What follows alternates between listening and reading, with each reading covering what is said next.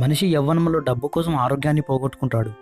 వృద్ధాప్యంలో ఆరోగ్యం కోసం డబ్బును పోగొట్టుకుంటాడు. ఆరోగ్యం ఆస్తి కన్నా మిన్న. ఆరోగ్యం లేని ఆస్తి సున్నా.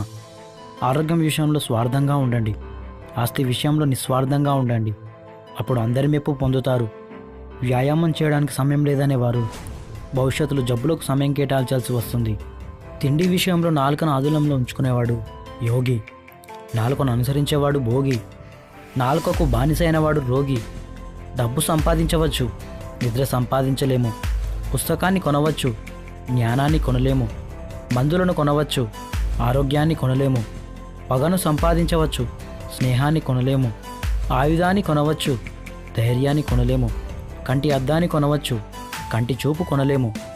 భోగాలకు ఖర్చు చేసి రోగాలను తెచ్చుకోకు. మంచి పనులకు ఖర్చు చేసి పుణ్యాన్ని పెంచుకో. ఆ పుణ్యమే నీ రాతను నిర్ణయించునని తెలుసుకో.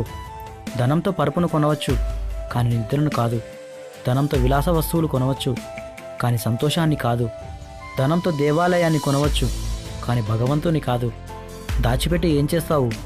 జోబు అయినా ఉండదు ఆ శవం మీద గుడ్డకు.